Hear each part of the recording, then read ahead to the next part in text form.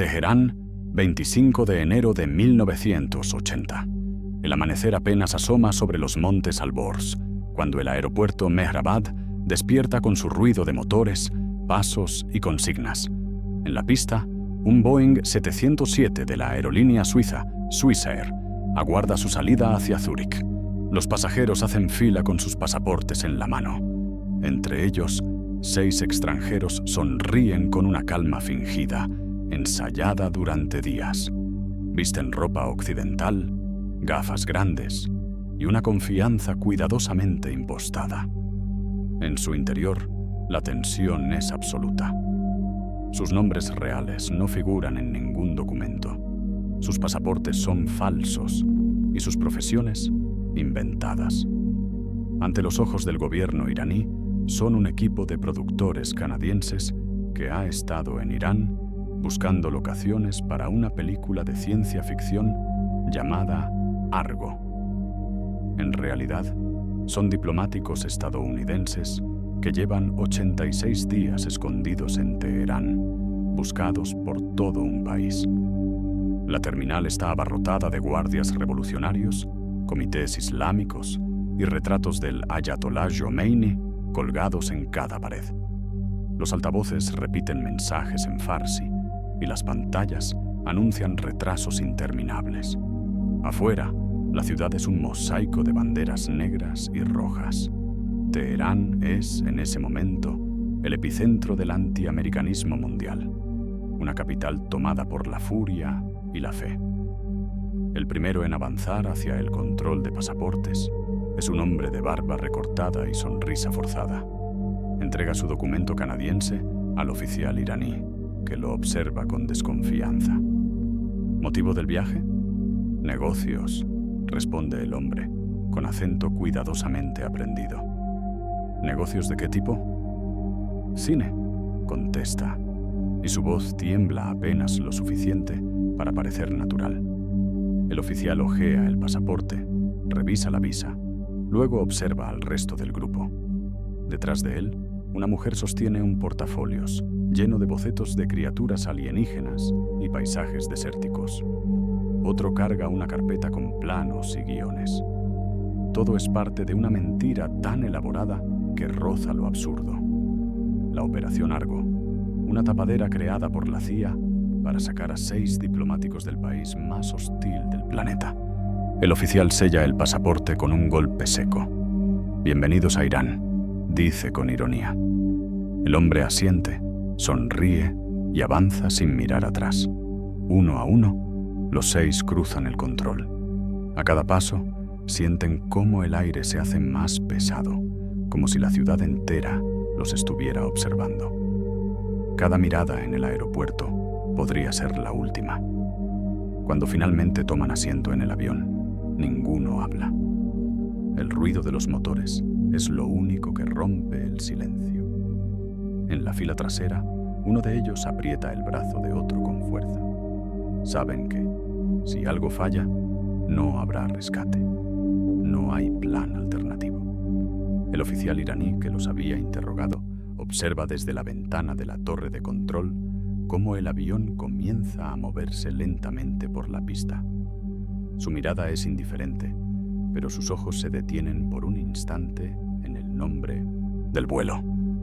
Luego se da media vuelta. Los diplomáticos sienten el temblor del despegue. El Boeing acelera, se eleva, atraviesa las nubes. Solo cuando las ruedas se separan del suelo y la ciudad desaparece bajo el horizonte, uno de ellos se atreve a susurrar. Lo logramos. Aquel día la CIA logró lo imposible, rescatar a 6 hombres en el corazón del enemigo, haciéndose pasar por productores de cine. Una mentira brillante, una historia tan improbable que solo Hollywood podría haberla escrito. 4 de noviembre de 1979. En las calles de Teherán, el aire es espeso, lleno de humo y consignas. Desde la caída del Shah Mohammad Reza Pahlaví, la capital vibra con una mezcla de fervor religioso y resentimiento político. La revolución islámica ha transformado el país en un torbellino de euforia y venganza. Cada día, miles de jóvenes, estudiantes y clérigos marchan por las avenidas gritando el mismo eslogan: «Muerte a América». Frente a la Embajada de los Estados Unidos, en la avenida Talegani, una multitud de manifestantes se agolpa ante las rejas. Al principio son unos cientos, luego miles. Portan banderas, retratos del Ayatolá Khomeini y pancartas con frases en farsi que acusan a Washington de proteger al antiguo régimen. Entre los cánticos y los megáfonos, un grupo de estudiantes da un paso al frente. Llevan máscaras, guantes y escaleras improvisadas. Nadie sabe aún si lo que están por hacer fue planeado o espontáneo. A las 10:30 de la mañana, los primeros manifestantes trepan los muros. Los guardias de la embajada, desarmados por protocolo, apenas tienen tiempo de cerrar las puertas interiores. En minutos, la turba invade los jardines, rompe ventanas, quema documentos. El humo se mezcla con los gritos. En la sala de comunicaciones, los diplomáticos estadounidenses intentan destruir información clasificada, mientras el rugido de la multitud se acerca como una marea. Los canales de radio colapsan. «Han entrado por el ala oeste», grita un empleado antes de que se corte la transmisión.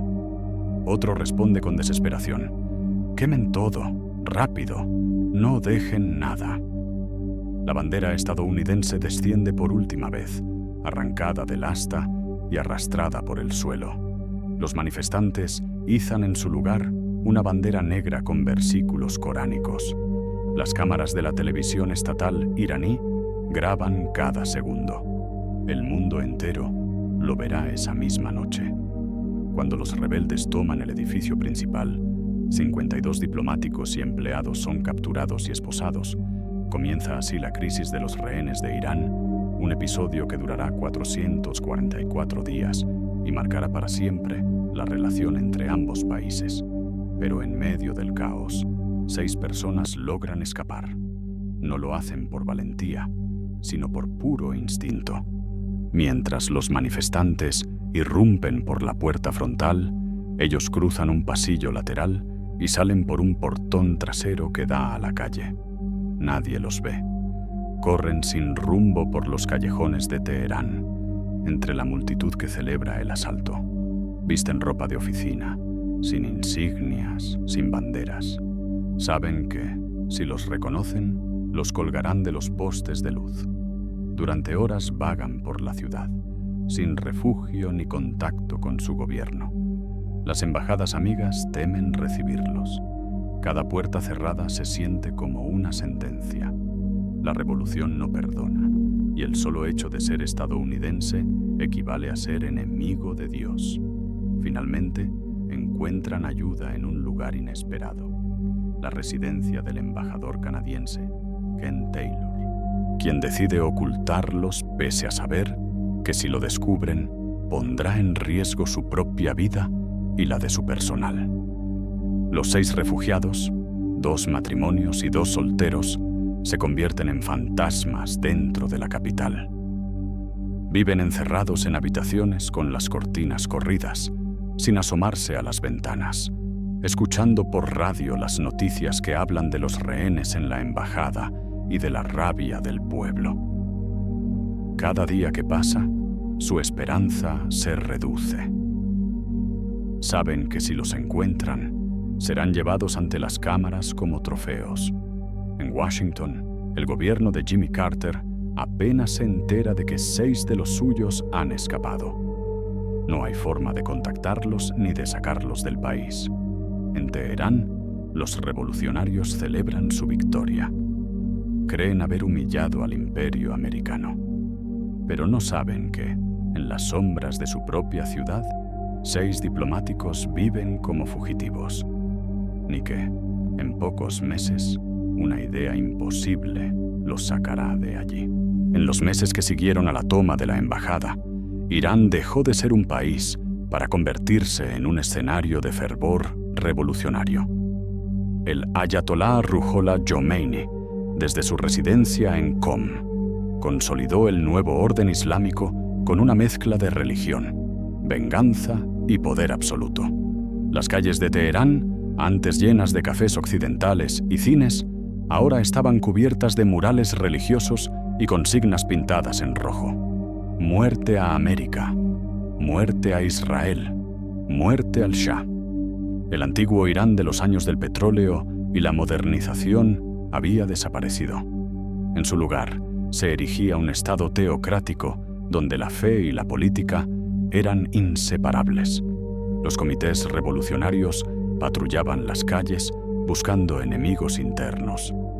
Los tribunales improvisados dictaban ejecuciones diarias y los medios de comunicación repetían sin descanso el mismo mensaje. El Islam había triunfado sobre la corrupción de Occidente. Las imágenes del asalto a la embajada estadounidense se convirtieron en símbolo de ese triunfo. Cada día, la televisión mostraba a los rehenes con los ojos vendados, rodeados por guardias armados. Las multitudes salían a las plazas con pancartas y fusiles, coreando «Muerte a América», como si fuera una oración. Para muchos iraníes, aquellos diplomáticos encarnaban el pasado que querían destruir. En Washington, el gobierno de Jimmy Carter observaba impotente. Los intentos diplomáticos de liberar a los 52 rehenes fracasaban una y otra vez. Los canales de comunicación estaban rotos, los mediadores paralizados por el miedo. La Casa Blanca sabía que cualquier gesto impulsivo podía poner fin a sus vidas.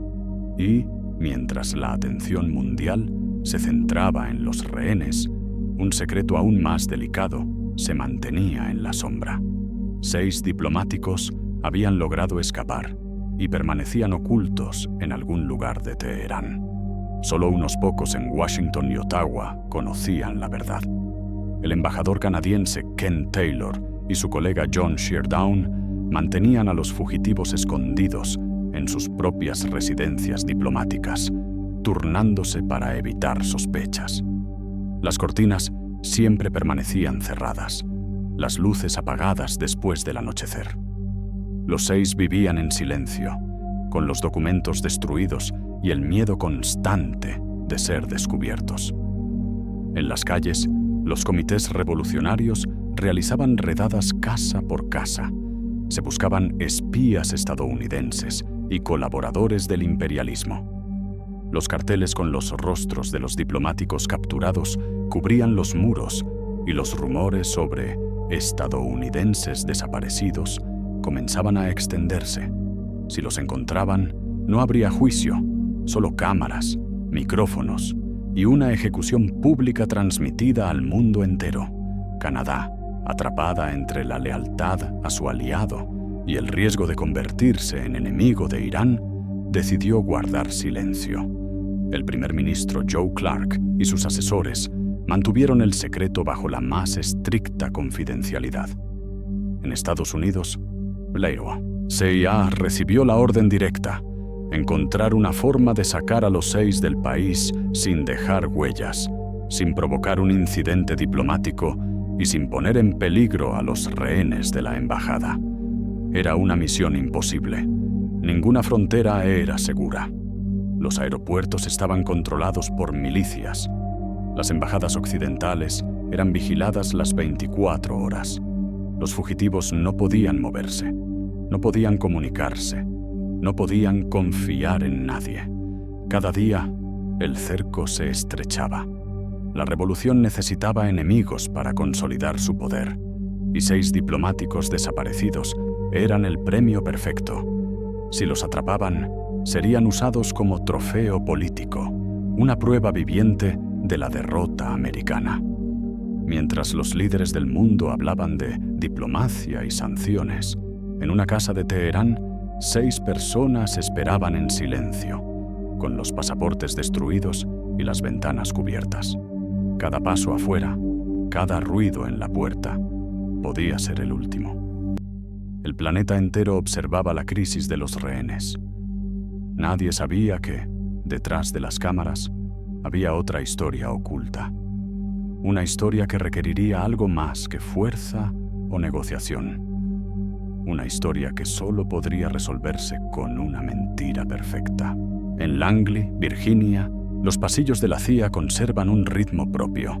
Pasos medidos, puertas que se cierran sin ruido, oficinas donde los problemas del mundo se discuten en voz baja. Fue allí, en una sala de reuniones con mapas desplegados y tazas de café medio vacías, donde se formó el grupo reducido que tendría la tarea más extraña de su historia reciente: sacar de Irán a 6 diplomáticos desaparecidos sin que Teherán lo notara, sin provocar un incidente diplomático y sin poner en peligro a los 52 rehenes que aún estaban en la embajada. Nadie pensó en soluciones míticas. Todo el mundo sabía que los métodos convencionales, operaciones de rescate radial, asaltos relámpago, pasaportes apócrifos entregados a mano en un callejón, eran suicidas. Las embajadas estaban vigiladas, los aeropuertos controlados, y cualquier ruido quedaría registrado y sería usado en su contra por la propaganda revolucionaria. Durante días, los analistas descartaron opción tras opción. Los planes militares chocaban con un hecho simple: una intervención armada habría significado guerra abierta. Las vías diplomáticas estaban rotas. Los intentos de sacar a los hombres por una frontera terrestre eran imposibles sin la complicidad de países vecinos, y esos países temían perder sus propias relaciones con Irán. Los pasaportes falsos eran una posibilidad teórica, pero solamente servirían si los poseedores podían atravesar los puestos de control con una historia convincente. Y una historia convincente exigía una coartada social y profesional, pruebas, contactos y trazabilidad que una falsificación ordinaria no podía ofrecer. En medio de ese callejón sin salida apareció Tony Méndez, un agente conocido por su talento para las identidades falsas y por haber trabajado en operaciones donde la creatividad valía tanto como las armas. Méndez no llegó con un plan de guerra. Llegó con un absurdo tan grande que nadie al principio lo tomó en serio. Proponer que los 6 salieran del país como parte de un equipo de una productora cinematográfica canadiense que estaba buscando locaciones para una película de ciencia ficción. Hizo una pausa larga, desplegó unas hojas con nombres, logos, un título provisional, Argo, y habló con la calma de quien sabe que la ridiculez puede ser una estrategia. ¿Una película?, preguntó uno de los jefes, con incredulidad que apenas disimulaba enojo. ¿Estamos en broma, agente Méndez? No, respondió él. No es una película. Es una excusa con papeles. Es una historia que resiste la inspección. Si alguien revisa los archivos, encontrará una producción que existe en el mundo del cine. Un estudio registrado, llamadas, agentes literarios, firmas. Si alguien investiga, habrá pruebas reales de que estos hombres son parte de una tripulación creativa, no diplomáticos escondidos. La sala guardó silencio. La idea parecía, sobre el papel, una comedia de errores. Pero Méndez explicó por qué funcionaría. El mundo del cine era, para Irán, una esfera lejana y plausible. Canadá, con su neutralidad percibida, servía como pantalla perfecta. Un equipo de rodaje no atraería la misma vigilancia que un grupo de pasajeros con pasaportes estadounidenses. Y sobre todo, una producción cinematográfica bien documentada podía ofrecer la trazabilidad que los documentos falsos por sí solos no otorgaban. Él proponía crear una empresa fantasma en Hollywood, fichas de producción, pósters, un guión técnico, incluso una nota en una revista de cine. Todo lo necesario para que, ante una verificación, los nombres y contactos existieran realmente. No fue fácil vender la idea. Hubo objeciones prácticas y morales. Usar la industria cultural como tapadera ponía en riesgo a civiles. implicaba mentir a colegas y colaboradores, y en términos operativos, exigía una coordinación impecable con el gobierno canadiense, cuyo apoyo era esencial para la validez de las credenciales que se presentarían en Teherán. Méndez insistió en la sencillez de su lógica. En un entorno donde la verificación formal primaba sobre la intuición, fabricar una red de credenciales reales sería más seguro que depender de una falsificación aislada. Además, subrayó, la exageración de la historia hacía que pareciera menos sospechosa. ¿Quién iba a creer que un equipo de filmación planificaba rodar una superproducción de ciencia ficción en medio de una revolución? Precisamente eso convertiría la coartada en una máscara impenetrable. Hubo conversaciones con Ottawa. Canadá, que ya estaba protegiendo a los 6 en sus residencias diplomáticas, acordó cooperar, pero exigió discreción absoluta. El primer ministro y su equipo entendían que cualquier revelación pública sobre la participación de la CIA pondría en peligro a los fugitivos y a sus propios diplomáticos. La Casa Blanca, por su parte, aceptó mantener un perfil bajo. La operación no podía atribuirse a Estados Unidos sin sacrificar el resto de la estrategia con Irán. Todo debía parecer canadiense. Mientras se tomaban decisiones, Méndez comenzó a reclutar cómplices inesperados, artesanos de Hollywood dispuestos a ayudar por patriotismo o por la curiosidad de participar en una operación que parecía sacada de un guión. Uno de los nombres que surgió fue John Chambers, un maquillador respetado, cuyas credenciales en la industria permitirían dotar a la tapadera de una autenticidad que ningún documento podría ofrecer por sí solo. Se planearon llamadas a revistas especializadas, se registraron oficinas ficticias, se imprimieron tarjetas de presentación, se redactaron sinopsis, se fotografiaron escenas y se prepararon dosieres que soportarían una inspección. Al final de la reunión en Langley, cuando los mapas volvieron a sus sitios y las tazas de café estaban vacías, el director encargado de la operación lanzó una sentencia que tenía algo de broma y algo de aceptación desesperada. Es ridículo, pero es nuestra mejor opción. Y así, la CIA decidió apostar por la mentira más improbable. Para salvar vidas, harían creer que estaban haciendo cine. La Operación Argo comenzó a tomar forma no como un plan militar, sino como una producción con equipo, guión y credenciales. Una ficción tan meticulosamente fabricada que, si todo salía bien, salvaría vidas reales. Tony Méndez no propuso solo una coartada, propuso un mundo entero que pudiera sostener esa coartada. Si la operación iba a sobrevivir a una investigación, necesitaba 3 cosas: trazabilidad, visibilidad y ridículo creíble. La idea era simple en su audacia: crear una productora canadiense de verdad aparente, con nombre, dirección, teléfono y referencias que resistieran la mirada más inquisitiva. La llamaron Studio 6 Productions. La película se titularía Argo, un nombre corto, fácil de recordar, con un aire de aventura que no chirriaba con la idea de rodar en el desierto iraní. Lo primero fue llenar el vacío con cosas que el espionaje clásico no sabía fabricar con soltura: documentos culturales. Contrataron diseñadores gráficos para crear pósters, imprimieron folletos con logotipos, diseñaron una cover letter de producción y redactaron sinopsis oficiales. Se ensambló un dossier de prensa con recortes falsos, fotos de localizaciones visitadas y un listado de colaboradores que incluía nombres reales de la industria canadiense, gente que, por su neutralidad y prestigio, daban peso a la fábula. La CIA alquiló una oficina en Hollywood, puso un contestador con un número operativo y abrió una cuenta bancaria de empresa. Pequeños actos administrativos que, unidos, transformaban la ficción en evidencia. Para hacerla creíble, necesitaban, además, la autoridad técnica del cine.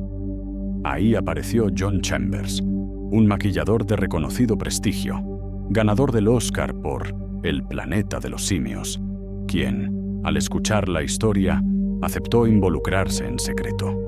Chambers aportó credenciales intangibles, su firma sobre materiales, su teléfono en las listas de la producción y la promesa de que, si alguien llamaba a Hollywood a verificar, encontraría una respuesta plausible. Méndez lo visitó en su taller y entre telas, siliconas y bocetos de maquillaje, habló con voz baja pero urgente. John, no es un truco para ganar un premio, es salvar gente. ¿Hacen falta prótesis para eso?, respondió Chambers con una media sonrisa que quería ocultar el terror. Haré cualquier cosa. Pongan mi nombre. Si me preguntan, yo conozco el proyecto. La broma de Chambers no era tal. Su compromiso dio a la operación algo que ningún papel podía dar: respaldos humanos ligados al mundo real del cine. La producción estampó tarjetas de presentación, contratos de consultoría, fichas de personal y facturas dirigidas a estudios canadienses. Se imprimieron folletos con imágenes conceptuales, naves espaciales geométricas, dunas que al amanecer parecían lunas y un reparto supuesto. Se encargó un guión técnico de 10 páginas con descripciones de locaciones, llamados de arte, planillas de presupuesto y mensajes de correo electrónico fabricados. Todo ello destinado a sobrevivir a una verificación superficial. La CIA incluso pagó por publicidad ligera. En revistas especializadas de la época apareció un pequeño aviso: Studio 6 locations for groundbreaking sci-fi project. Inquiries. Cualquiera que realizara una comprobación telefónica encontraría un número operativo que contestaba en inglés raso, con acento canadiense. La ilusión tenía voces y timbres, no solo tinta. Pero el plan no se quedaba en papeles y llamadas. Necesitaba apariencia física. Se alquiló un pequeño despacho con placa en Hollywood. Se recibió correspondencia que parecía auténtica. Se registró una compañía en Toronto. Incluso se organizó una sesión fotográfica en la que modelos actuaban como si fueran el equipo de rodaje, tomadas para simular stills de promoción. Todo esto fue documentado, fotografiado y archivado en un dossier que acompañaría a los 6 cuando llegara la hora de cruzar el control de pasaportes. Mientras se tejía la red de la mentira, la cooperación canadiense fue la pieza que transformó la coartada en una identidad con peso legal.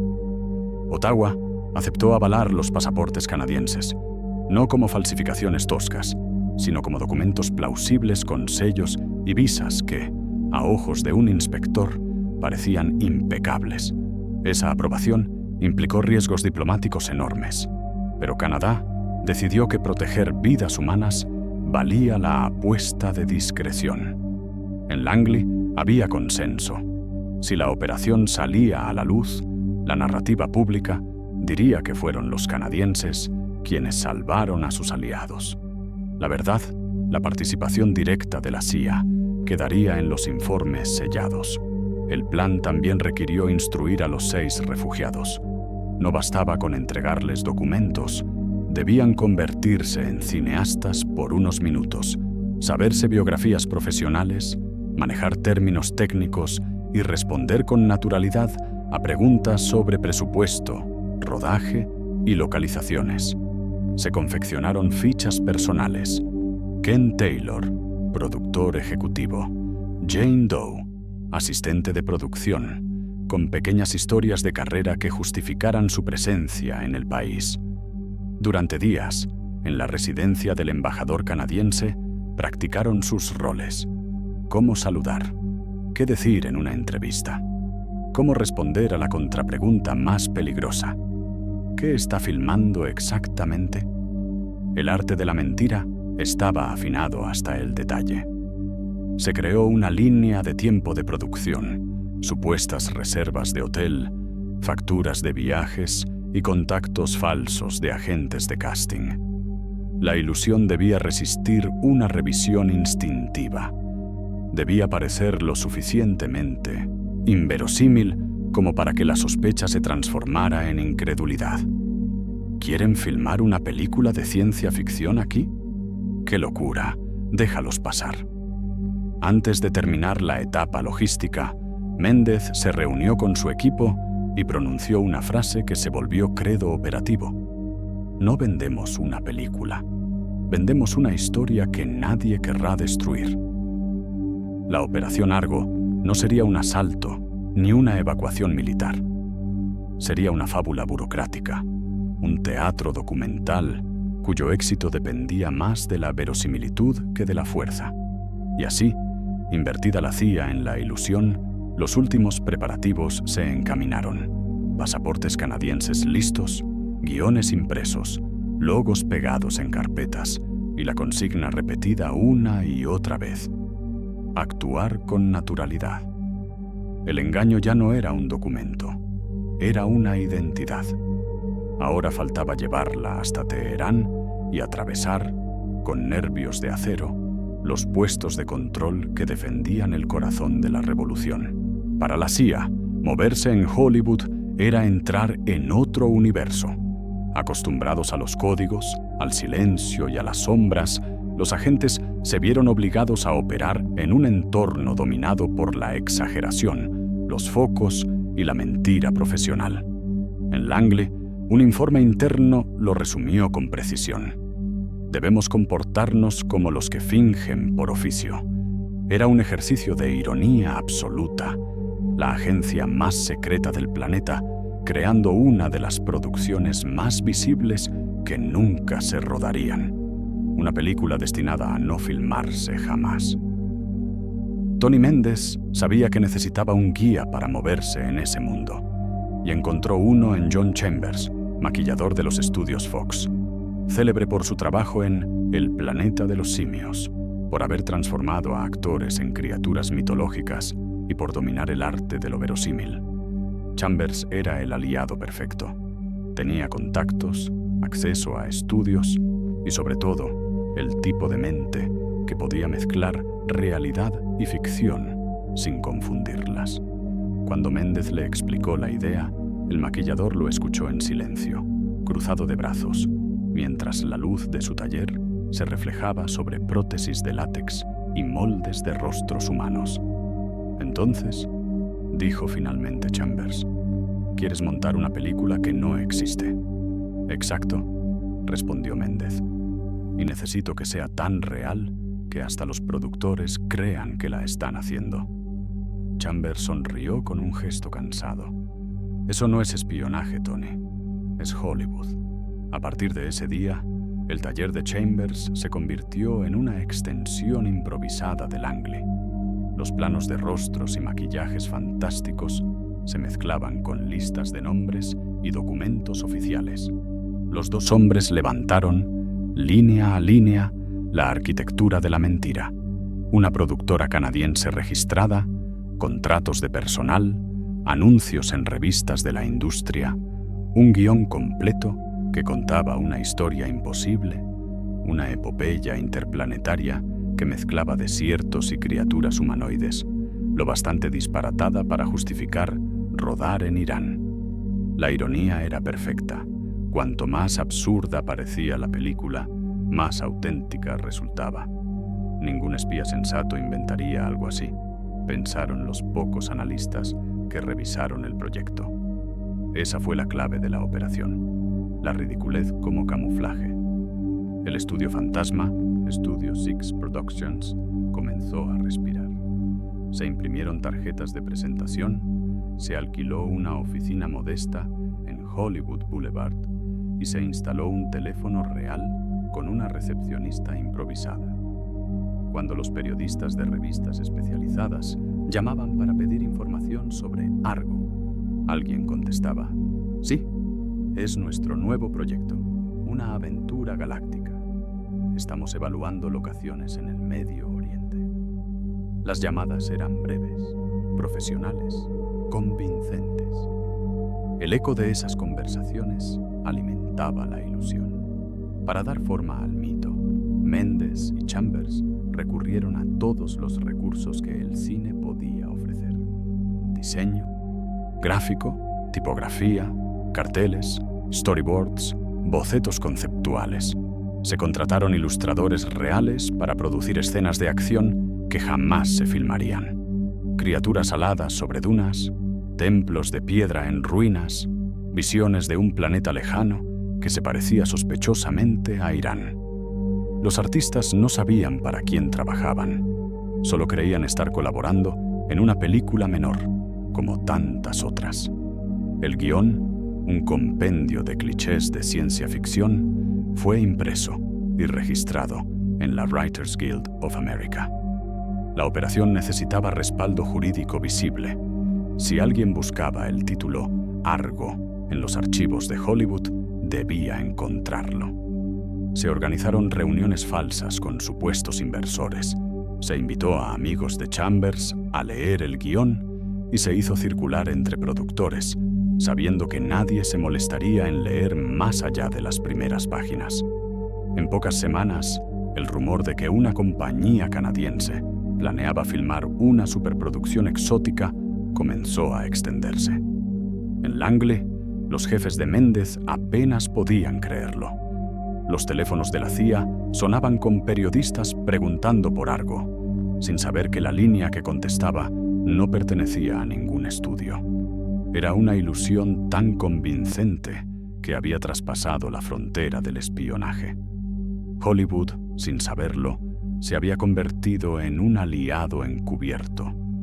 En el informe final, Méndez escribió una frase que condensaba la paradoja de todo aquello. Para salvar vidas, la CIA tuvo que convertirse en lo que más despreciaba: un estudio de ficción. Y mientras los carteles de Argo se apilaban en una oficina sin cámaras y los rumores sobre la supuesta película se multiplicaban, en Teherán, los 6 diplomáticos seguían encerrados, sin saber que su pasaporte hacia la libertad no sería sellado por un embajador, sino por un productor que no existía.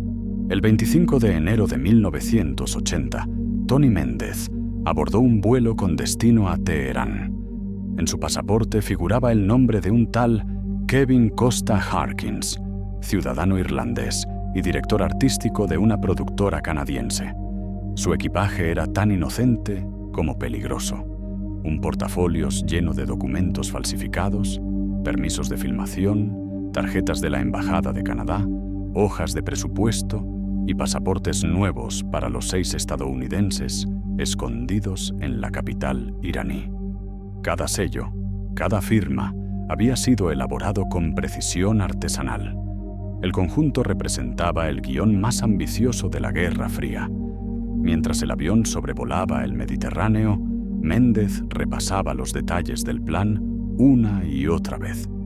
No llevaba armas, ni escolta, ni posibilidad de rescate. Si lo descubrían, sería acusado de espionaje y ejecutado en público. Su única protección era una historia tan absurda que desafiaba la sospecha: un canadiense en busca de desiertos persas para filmar una película de ciencia ficción. Cuando aterrizó en el aeropuerto Mehrabad, la primera impresión fue la del miedo organizado. El calor se mezclaba con el olor a queroseno y con la tensión de un país en guerra consigo mismo. Las paredes estaban cubiertas de retratos del ayatolá Khomeini. Los soldados vigilaban con rifles automáticos y los parlantes recitaban fragmentos del Corán entre órdenes en farsi. Los viajeros hacían fila bajo la mirada de los comités revolucionarios, grupos de jóvenes armados encargados de identificar a extranjeros y enemigos del Islam. Méndez se movió con la naturalidad aprendida en años de misiones encubiertas. Sonrió al funcionario de aduanas, respondió en inglés pausado y mostró su credencial laminada con el logotipo de Studio Six Productions. El agente la observó, arqueó una ceja y preguntó algo en tono desconfiado. ¿Cine? ¿En Irán? Méndez inclinó la cabeza con una cortesía casi teatral. Sí, buscamos desiertos. Su país tiene los más hermosos del mundo. El hombre soltó un breve resoplido. Ni aprobación ni burla, y selló el pasaporte. La primera barrera estaba superada. En el exterior, el paisaje era una ciudad en ebullición. Las avenidas de Teherán estaban plagadas de murales con consignas revolucionarias, pancartas en honor a los mártires de la guerra y patrullas civiles que detenían vehículos al azar. Los bazares permanecían abiertos, pero el aire estaba cargado de miedo y fanatismo. Nadie confiaba en nadie. Las paredes tenían oídos y las calles, delatores. Méndez se dirigió discretamente hacia la residencia del embajador canadiense Ken Taylor, en un barrio residencial vigilado por guardias revolucionarios. Allí lo esperaban los 6 diplomáticos que había ido a rescatar. Llevaban más de 2 meses encerrados, sobreviviendo con comida racionada, las ventanas selladas y un silencio casi absoluto. Sus pasaportes destruidos, sus nombres borrados de toda comunicación oficial. No sabían si aún figuraban como desaparecidos o como muertos. Cuando Méndez cruzó la puerta, las caras que lo recibieron eran una mezcla de alivio y desconfianza. Lo habían imaginado como un soldado o un espía. En cambio, vieron a un hombre sereno, con el porte de un funcionario cansado y una carpeta bajo el brazo. Tras las presentaciones, Méndez desplegó sobre la mesa los pasaportes canadienses y los documentos de la ficticia productora Studio Six. Esta, dijo, es su nueva vida. Los 6 miraron las fotos y las firmas con incredulidad. Cada documento llevaba un nombre nuevo, una nacionalidad distinta y una profesión aún más extravagante: productor, guionista, director de fotografía, diseñador de vestuario, localizador. La coartada era tan minuciosa que incluía itinerarios, reservas de hotel y cartas de la embajada canadiense autorizando la entrada y salida del país. Uno de los diplomáticos, el más joven, rompió el silencio. ¿Una película? ¿Eso es lo que vamos a decir? Sí, respondió Méndez sin pestañear. Una película, Argo. Y todos ustedes trabajan en ella. Las risas nerviosas duraron apenas unos segundos. Nadie sabía si debía sentirse aliviado o aterrorizado. Pero mientras el agente explicaba los detalles del plan, el peso de la realidad empezó a hundirse. Aquella historia ridícula era, en efecto, su única salida. Durante la noche, repasaron los procedimientos, cómo debían comportarse ante los oficiales del aeropuerto, cómo responder a preguntas sobre el proyecto, qué decir si eran separados. Cada palabra tenía que parecer espontánea, cada movimiento natural. Si uno solo titubeaba, todos morirían. Méndez los observó en silencio. Eran diplomáticos, no espías, y la carga que llevaba sobre los hombros era más pesada que la suya. Le sonrió con calma profesional, aunque por dentro entendía la magnitud de lo que estaban a punto de intentar. El plan parecía un delirio, un guión imposible. Pero en aquel Teherán en llamas, donde la lógica había sido reemplazada por el fervor, lo absurdo se había vuelto el único camino razonable. Y así, en una casa silenciosa a las afueras de la capital, 7 personas, 6 diplomáticos y un espía disfrazado de productor se prepararon para ejecutar la mentira más peligrosa del siglo. En la residencia del embajador canadiense, los días dejaron de tener forma. Las horas se deslizaban entre las sombras, los relojes cubiertos y las persianas siempre cerradas. En aquella casa se hablaba en susurros, se caminaba despacio, y cada crujido de la madera podía parecer un golpe en la puerta. Sin embargo, en medio de ese encierro, se estaba preparando una escena digna de cualquier guión de Hollywood. 6 diplomáticos aprendiendo a fingir que eran cineastas. Tony Méndez convirtió la sala de estar en una clase improvisada. Sobre la mesa dispuso los nuevos pasaportes, los perfiles laborales y los antecedentes de cada uno. Les explicó, con una paciencia quirúrgica, que su supervivencia dependería de su capacidad para creer en su propia mentira. No bastaba con recordar un nombre o una fecha. Debían encarnar el personaje, vivirlo, hacerlo real. El más joven del grupo, de 27 años, miraba incrédulo las hojas con su nueva identidad. Director de fotografía, canadiense, residente en Vancouver. Se rió, nervioso. ¿De verdad vamos a decirles que filmamos una película? Nos matarán de risa antes de fusilarnos. Méndez levantó la vista, serio pero con una chispa de ironía. Sí, pero es la mejor historia que tenemos. Y a veces, las mejores mentiras son las que nadie se atreve a dudar. Durante horas repasaron la historia de Argo, un proyecto de ciencia ficción sobre un planeta desértico en guerra, lleno de ruinas antiguas y culturas alienígenas. Un guión tan extravagante que justificaba rodar en Irán sin que nadie lo cuestionara. Méndez les enseñó los carteles, las carpetas con el logotipo de Studio Six Productions y los permisos firmados con sellos canadienses auténticos. Si alguien pedía detalles, cada uno debía tener una respuesta rápida: los nombres de los actores, los motivos para elegir locaciones iraníes, el presupuesto estimado, la descripción del argumento. Practicar la mentira se convirtió en un ejercicio de supervivencia. Méndez los observaba mientras ensayaban frente a un espejo, repitiendo frases en inglés pausado, con el acento neutro que debía sonar extranjero pero no americano. Cada uno adoptó su rol con una mezcla de resignación y miedo. La secretaria se convirtió en diseñadora de vestuario, el diplomático de mediana edad en productor ejecutivo, otro en guionista. La ficción empezaba a tomar forma. Las noches eran las peores. En la radio se oían marchas revolucionarias y discursos interminables del clero, mientras en la televisión las noticias mostraban imágenes de los rehenes en la embajada estadounidense. Las multitudes gritaban «Muerte a América», con la misma convicción con que Méndez enseñaba a los refugiados a sonreír ante un oficial. La ironía era insoportable. Afuera los quemaban en efigie. Adentro ensayaban cómo comportarse como artistas de Hollywood.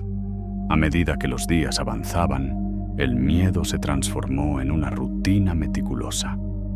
Méndez los hacía practicar preguntas de control. ¿Por qué Irán? Porque sus paisajes desérticos y arquitectura antigua son ideales para representar un planeta devastado. ¿Y por qué una película de ciencia ficción? Porque el público ama a los héroes en mundos imposibles. ¿Y cuál es el mensaje de la historia? Que incluso en un planeta destruido, la esperanza puede sobrevivir. La frase era solo parte del guión, pero adquirió un sentido extraño. Era exactamente lo que ellos estaban haciendo: buscar esperanza en medio de un planeta hostil. A veces, mientras los 6 repasaban sus papeles, Méndez se apartaba a la ventana, observando la ciudad en penumbra. Veía los puestos de control en las esquinas, las patrullas de jóvenes con fusiles colgados del hombro, las banderas negras ondeando en los techos. Todo, desde los muros con retratos del ayatolá hasta las bocinas que repetían rezos, parecía recordarles que la mentira debía ser perfecta. Una palabra maldicha, una mirada dudosa, y todo terminaría allí, en la pista del aeropuerto. El día antes de la partida, reunidos alrededor de la mesa, Méndez los miró uno a uno. Estaban pálidos, cansados pero listos. «No olviden», dijo con calma, «no son diplomáticos, no son fugitivos, no son estadounidenses. Son un equipo de producción canadiense en busca de locaciones para una película de ciencia ficción. viven esa historia, la respiran, la creen. Porque si no la creen ustedes, nadie más lo hará. Esa noche, los 6 durmieron poco. Algunos repasaron sus respuestas una vez más. Otros simplemente miraron el techo, conscientes de que al amanecer comenzarían el acto final. Era una mentira tan bien escrita que durante unas horas se volvió verdad. Y en la mañana siguiente, el mundo real y la ficción comenzarían a confundirse. 24 de enero de 1980. Aún no ha amanecido cuando 7 figuras cruzan en silencio las calles vacías de Teherán. La ciudad duerme, pero su sueño es inquieto. Cada esquina tiene un puesto de control. Cada sombra parece una sospecha. Tony Méndez va al frente, con una carpeta bajo el brazo y un maletín que contiene la mentira más elaborada de su vida. Los documentos de Studio Six Productions, los pasaportes canadienses y, en lo más alto, el guión de una película que nunca se filmará. El coche que los transporta avanza entre avenidas cubiertas de carteles revolucionarios. En cada muro se repiten los rostros del ayatolá Khomeini, mirando desde arriba como un juez silencioso. A lo lejos, los altavoces de una mezquita recitan el llamado a la oración del amanecer. Méndez observa a los 6 refugiados. No hablan. No se miran entre ellos. Cada uno sostiene su pasaporte con los dedos húmedos de sudor. El aeropuerto Mehrabad aparece en el horizonte, una estructura gris y militarizada. En las entradas, soldados y comités revolucionarios controlan a cada viajero con una minuciosidad asfixiante. Hay colas interminables, revisiones de equipaje, interrogatorios al azar. Dentro, el aire huele a queroseno, miedo y café frío. Cuando el coche se detiene frente a la terminal, Méndez respira hondo. «Recuerden», dice con voz serena, «ustedes no están escapando, están trabajando». Nadie responde, pero todos asienten. El primer control es de rutina. Los pasaportes canadienses, con sus sellos impecables y firmas auténticas, pasan la primera inspección sin contratiempos. Un soldado revisa los nombres y los compara con la lista de pasajeros de Swissair. Todo parece en orden, pero a medida que avanzan, la tensión aumenta. En el segundo punto, un grupo de oficiales revisa a los extranjeros con una mirada más inquisitiva. Uno de ellos, alto y con uniforme verde oliva, los hace detenerse. Examina los documentos y pregunta en inglés torpe. ¿Negocios o turismo? Negocios, responde Méndez con naturalidad. ¿Qué tipo de negocios? Cine. Estamos buscando locaciones para una película. Ciencia ficción. El oficial arquea las cejas. ¿Ciencia ficción? ¿En Irán? Méndez sonríe, como si la pregunta fuera una oportunidad. Sí. Desiertos, montañas, templos antiguos. Su país es hermoso, señor. Perfecto para nuestro guión. Saca el maletín, lo abre despacio y le muestra una carpeta. Dentro hay páginas con ilustraciones, diagramas de naves espaciales, criaturas humanoides y ruinas gigantes bajo 2 soles. Todo luce profesional, impreso con el sello de Studio Six Productions. El oficial hojea el guión unos segundos. Frunce el ceño. No entiende del todo lo que ve, pero el detalle lo desarma. Ningún espía fabricaría algo tan absurdo. ¿Y por qué tan pocos?, pregunta finalmente. El resto del equipo vendrá en febrero, responde Méndez sin pestañear. Nosotros somos la avanzada de localización. El oficial asiente, despacio, devolviendo los papeles. Bienvenidos a Irán. Los 7 respiran, aunque ninguno se atreve a sonreír. Siguen caminando hacia la zona de embarque, donde las revisiones finales son las más temidas.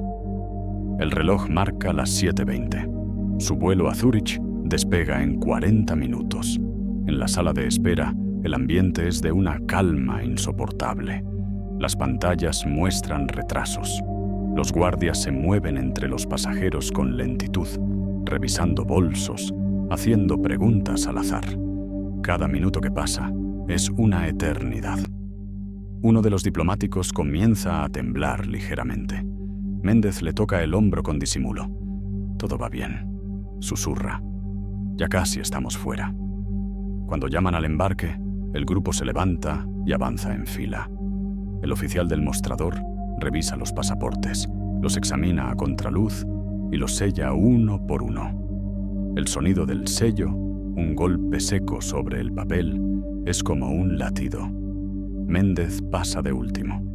Al entregar su documento, el agente de migración lo observa unos segundos más de lo habitual. Mira el pasaporte, luego a él, luego a la lista. «¿Director artístico?», pregunta. «Sí», dice Méndez con una sonrisa profesional. «Y bastante nervioso por el presupuesto, si debo ser sincero». El funcionario suelta una risa breve, distraída, y sella el pasaporte. «Buen viaje».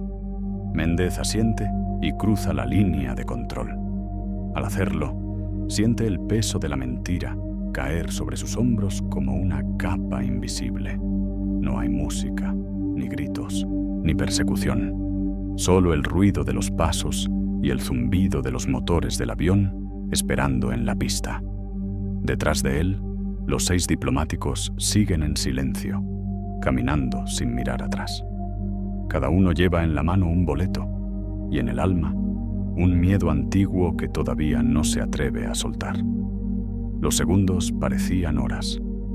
Cada sello, un disparo que no llegaba. Y en el maletín de un espía disfrazado de productor viajaba el guión más extraño de la Guerra Fría. En la pista, el Boeing 707 de Swissair se prepara para partir. Nadie lo sabe aún, pero cuando sus ruedas se separen del suelo iraní, una mentira habrá salvado 7 vidas. El reloj del aeropuerto marca las 8:20 de la mañana. El sol, apenas filtrado por la neblina del invierno iraní, tiñe la pista de un gris apagado. Desde las ventanillas del Boeing 707 de Swissair, el paisaje parece inmóvil, como si el mundo contuviera la respiración. Los 7 pasajeros, Tony Méndez y los 6 diplomáticos disfrazados de cineastas, ocupan asientos separados, fingiendo no conocerse. Ninguno se atreve a mirar por la ventana. Ninguno parpadea. El avión comienza a moverse con lentitud. Las ruedas giran sobre el asfalto, mientras los altavoces del aeropuerto repiten anuncios en farsi. En la cabina, las manos se crispan sobre los apoyabrazos. Las gargantas se cierran. Nadie habla, pero todos piensan lo mismo. Todavía pueden detenernos. Hasta el último segundo, hasta que el avión deje el suelo, todo puede derrumbarse. Un murmullo recorre la fila cuando, desde la ventanilla, uno de ellos ve a un par de oficiales revolucionarios caminar junto al avión, observando las matrículas. Otro aprieta los ojos y contiene el aire, esperando ver un jeep acercarse, una orden de regreso, una figura levantando el brazo.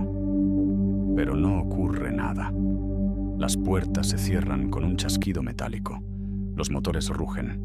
El sonido crece, envolvente, como un trueno lejano. El comandante suizo anuncia el despegue con voz neutra. Nadie escucha realmente las palabras.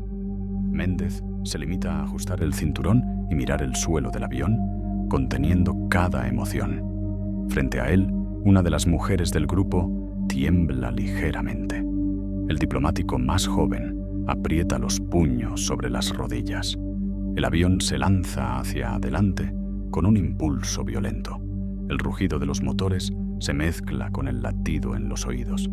El Boeing acelera, vibra, se aligera.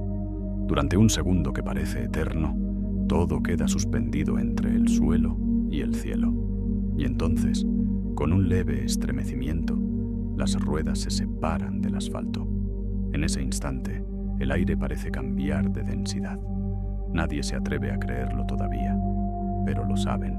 El avión está en el aire, y Teherán con sus calles vigiladas, sus murales del ayatolá y sus multitudes enfurecidas, queda atrás, haciéndose pequeño, casi irreal. Durante unos minutos, el silencio es absoluto. El zumbido de los motores es la única voz del mundo. Y luego, poco a poco, alguien suelta el aire que llevaba contenido desde hacía horas. Un sollozo escapa, apenas audible. Después, otro, hasta que toda la tensión acumulada en 3 meses de encierro estalla en un llanto contenido, en risas nerviosas, en suspiros que suenan como oraciones. Méndez no dice nada, solo cierra los ojos y se reclina en el asiento. Sabe que no están completamente a salvo. Si el control aéreo iraní ordena un regreso, el piloto tendría que obedecer. Pero también sabe que han superado lo imposible. El avión asciende lentamente, alejándose de la capital. Las nubes cubren el horizonte y el paisaje montañoso del norte de Irán se desvanece. En la cabina, el aire vuelve a ser humano. Una de las refugiadas se seca las lágrimas y mira a Méndez con incredulidad. ¿De verdad funcionó? Méndez sonríe apenas. A veces, responde. La mejor historia es la que nadie cree. El vuelo continúa y los minutos pasan como siglos. Finalmente, la voz del comandante vuelve a sonar por los altavoces. Damas y caballeros, hemos abandonado el espacio aéreo iraní. Las palabras caen como un relámpago silencioso. Nadie aplaude, nadie grita. Solo se miran entre ellos y el alivio los desarma. En ese momento, saben que están vivos. Cuando las ruedas se separaron del suelo, no solo escaparon 6 diplomáticos, escapó una mentira tan grande que se volvió verdad. Habían huido del infierno gracias a una película que nunca existió. Y mientras el avión sigue su ruta hacia Europa, a 30.000 pies de altura, el engaño más improbable de la Guerra Fría termina su última escena con un solo sonido: el suspiro de 7 personas que acaban de recuperar el mundo.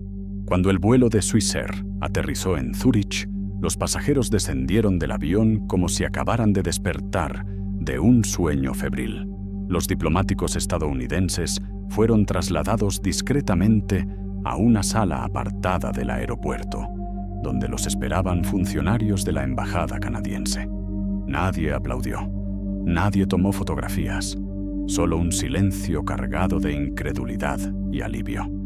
En aquel momento, aún no comprendían que acababan de protagonizar una de las operaciones más extrañas y más brillantes de la Guerra Fría. En Ottawa, el primer ministro canadiense, Joe Clark, anunció al mundo que su país había brindado refugio y asistencia a 6 diplomáticos estadounidenses que lograron escapar de Teherán. La prensa internacional los llamó los 6 de Canadá. Las portadas de los periódicos elogiaron la valentía del gobierno canadiense, mientras Washington guardaba silencio. La participación de la CIA se mantuvo en secreto por orden directa de la Casa Blanca. Era más seguro dejar que el héroe fuera otro. En Irán, las autoridades se enteraron del escape días después. Las redadas se multiplicaron. Las sospechas cayeron sobre todas las embajadas occidentales y la tensión se disparó. Pero ya era tarde. Los fugitivos estaban fuera del país y la historia se cerraba como un capítulo imposible. En Langley, Tony Méndez entregó su informe final con la misma discreción con que había volado a Irán. No hubo ceremonia, ni prensa, ni medallas públicas. Solo una nota interna que decía: misión cumplida. Los 6 están a salvo. Durante más de una década, nadie fuera de los círculos más altos de la inteligencia supo la verdad. En 1997, cuando los documentos fueron desclasificados, el mundo descubrió el otro lado de la historia, que detrás del heroísmo canadiense había estado un plan norteamericano tan audaz que rozaba lo inverosímil. Los medios se lanzaron sobre el caso. La noticia se convirtió en leyenda. Los titulares no podían creerlo. La CIA salvó vidas haciéndose pasar por Hollywood. El propio Méndez, reacio a los focos, resumió su experiencia en una frase que definió toda la operación. Nos escondimos detrás de la mentira más improbable. Y funcionó. El éxito del operativo no solo salvó 6 vidas, redefinió la forma en que la inteligencia entendía la creatividad. Demostró que la guerra, incluso en su versión más silenciosa, podía ganarse con imaginación, que la audacia y la ficción podían ser tan efectivas como la fuerza. Durante años, el secreto se mantuvo en las sombras, hasta que Hollywood, en una ironía imposible de ignorar, decidió contar la historia en su propio lenguaje. Una película sobre una película que nunca existió. Y así, lo que comenzó como un engaño de la CIA se convirtió en un símbolo de ingenio humano. En un tiempo de muros, sanciones y guerras por la verdad, una historia falsa salvó vidas reales. La CIA no necesitó balas ni ejércitos, solo un buen guión. La Operación Argo fue la mentira más improbable de la Guerra Fría.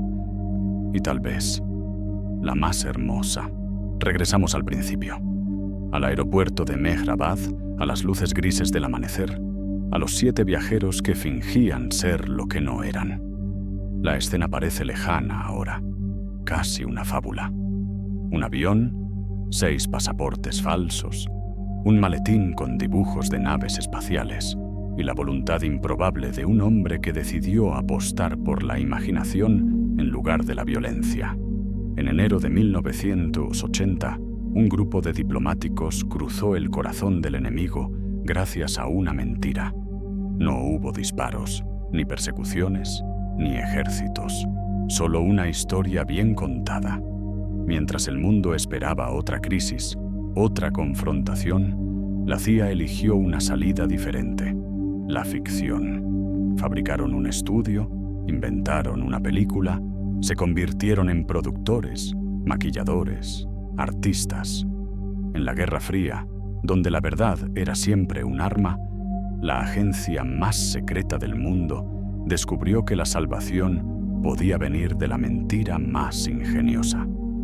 Los nombres de los protagonistas desaparecieron de los informes. La mayoría volvió a su vida diplomática, sin medallas, sin ceremonias.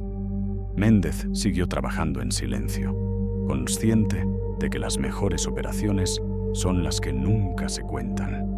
Pasarían casi 20 años antes de que el mundo conociera su historia, y cuando lo hizo, sonó tan improbable que Hollywood no pudo resistirse a rodarla. Durante la Guerra Fría, la frontera entre lo real y lo falso se desdibujó. Las naciones mintieron para sobrevivir, las agencias mintieron para proteger, pero aquella mentira, la de Argo, fue diferente, porque no buscaba destruir, sino salvar. Las imágenes se desvanecen, el avión alejándose del aeropuerto, los carteles del ayatolá difuminándose entre la arena, los pasaportes sellados cayendo sobre una mesa. En una época de miedo y discursos, el poder no estuvo en las armas, sino en la historia.